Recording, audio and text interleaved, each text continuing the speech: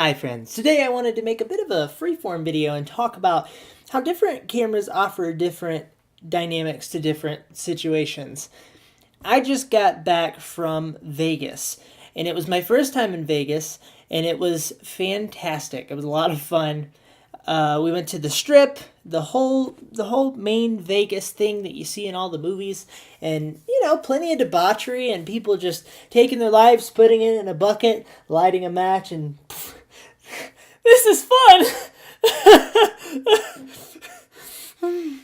Like that. I didn't engage in the debauchery so much, or really at all, but the aesthetic of Vegas, like the external aesthetic of Vegas and the extraness of Vegas, I find to be incredibly interesting. It's a really beautiful city. Had a lot of fun. We decided to make our way out of downtown Las Vegas to a place called Seven Magic Mountains. And it was really seven magic stacks of rocks. And they were just colorful rocks. A bit of a tourist trap in the middle of the desert. It was a fun time. So, when we were there, I ran into a couple of issues. The seven magic rock stacks, which I guess would just be less marketable, is a deceiving. It seems like a wonderland, but it's a freaking nightmare to try to take photos of, because there are tons of other people around, and you think just when the person has moved out of the frame, and you can take the photo that you want. So I was trying to take a photo of my wife, and I just wanted. There's seven rock stacks. I just wanted, I think, four of the rock stacks in the photo. I just wanted a shot of her looking up at the rocks. And I had my DSLR 50 millimeter, and I was getting her to look up, but I had to wait for the right moment. I didn't want to just make her look up the whole time. So I was waiting for the window of opportunity to arise. And the thing is, as soon as somebody walks out of the frame, you're like, okay, let's do it. Look up. Another foot comes into the frame. It's like a nightmare. It's like some sort of Roman mythological terror of horror and sadness. So, what did I learn from this experience out of these seven magic rock collections? I learned that you have to be very intentional and thoughtful and read the situation and understand what camera or lens would be best for this situation. The photo that I ended up taking, which I will show you now, the photo I ended up taking that was finally relieved the pressure that you feel when you're trying to just get one good solid photo. After that you move on to the rest and all the pressure's gone and you're good and you're having a good time. But the first photo is the most difficult, because you want you want to find a photo that really stands alone and is a winner, and you can go home happy. You can share it to Instagram and feel good about it. This was the photo I took. This photo, remember I told you I was using my DSLR and a 50 millimeter. This photo was taken with my iPhone. And this situation, I learned, asked for a wide angle. So it could be an iPhone or it could be a DSLR with a wide angle. Same difference. But there was this situation wanted the iPhone it was asking for the iPhone. And I was trying to give it a DSLR. And after that, I did find a photo that worked with the DSLR, which is this one. But I think what we have to do is we have to try to be very observant of the situation and all of the elements around, and start to grow our knowledge of what type of focal length would really tell the story best.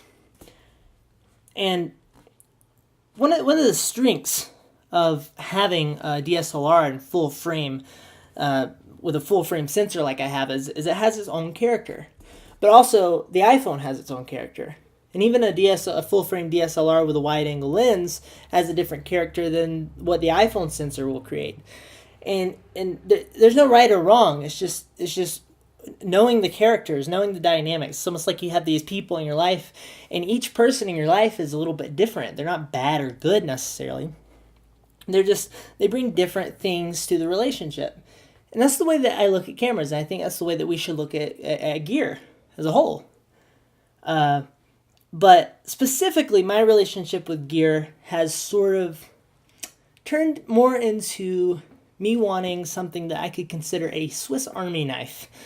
And so I love the idea of a Swiss Army knife. It's this thing that you just have with you all the time.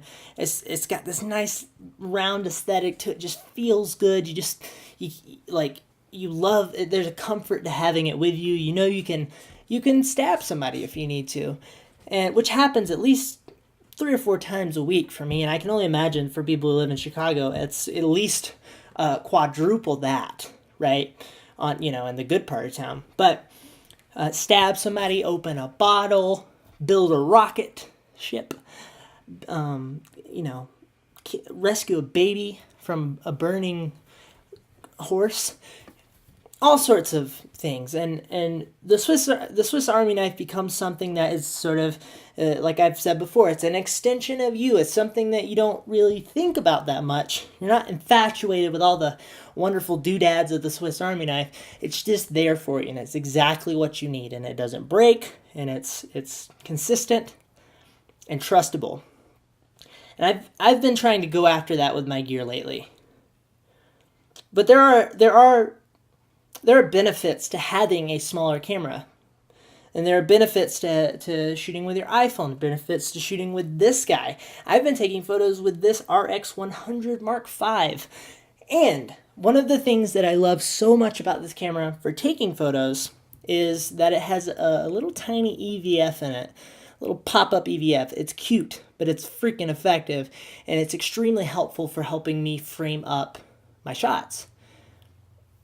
Now, this camera is fantastic because it stays with me. I can keep it in my pocket at all times. It's very dynamic. I can shoot in almost any situation with it. It is more dynamic than the iPhone even because it has a 1.8 lens. It handles low light incredibly. This camera has blown me away with its low light performance, both in video and in photos. And it feels unobtrusive, especially if you're thinking in some sort of street photography setting where you just want to have a little camera that you can kind of hover around people, which I like to do, observe, find a shot, take it, not interrupt. It doesn't feel like a thing. When I pull out my D600, it feels like a thing, right? It's this big brick of a thing, and it takes a photo, and it's like, that's the sound.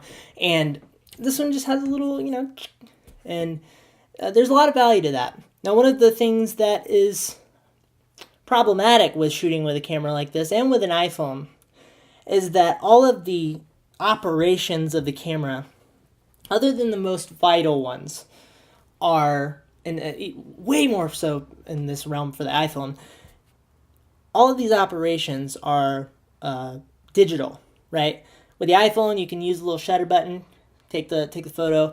With this one, you have a shutter button, you have a dial, which is fantastic, and you have a little dial on the back. My DSLR, however, has, two independent dials, a little knob on the back, 7 buttons that do very specific things. There is a value to having a physical thing to manipulate. We interface with that well as humans. And I don't think that digital will completely replace that. There's a value to having a real piano in front of you. Or if you think of people who run sound at concerts, they have this enormous sound monstrosity in front of them. They have their LCD screens showing them all their things. And of course, it's probably touchscreen. You can push buttons on it.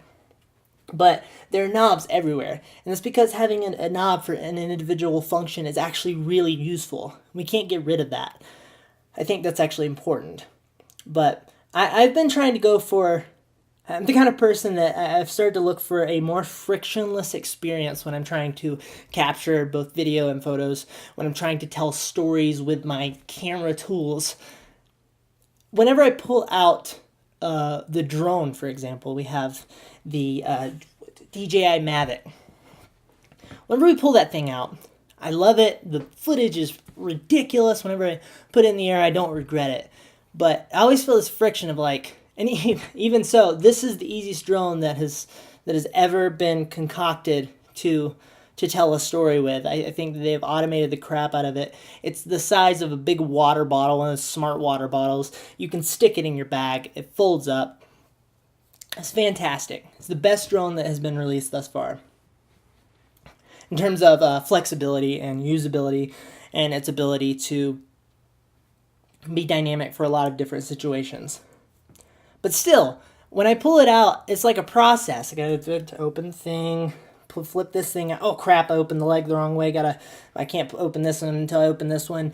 Put it on the ground. Gotta stick my phone into the thing. Crap, I freaking locked my phone before I put it in there. I can't get to the little touch button. That for me stands in the way of me and creating.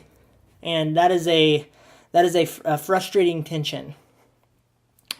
I'm not complaining because, like I said, it's incredibly simple. It's a flying camera. I mean, it's how simple, like it's understandable that it would take some getting. It's like when you go to the airport, you have to go through all of these processes, and you can't complain about these. A lot of people like to complain about these processes. You can't complain about these processes of going through TSA. You gotta check your bags. You gotta. By the way, if you can figure out a way to not check a bag. But you got to check your bags. You got to go through. You got to scan this thing. Got to be there 2 hours early. That whole process, and it's annoying if you want to look at it that way. But that's because you get the opportunity to fly through the air at 500 miles per hour. Like, why are you complaining? So that's life. That's how life works, right?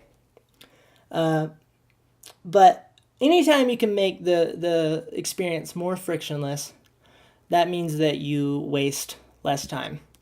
And so each of these cameras has been able to provide a completely different way of going about creating for me.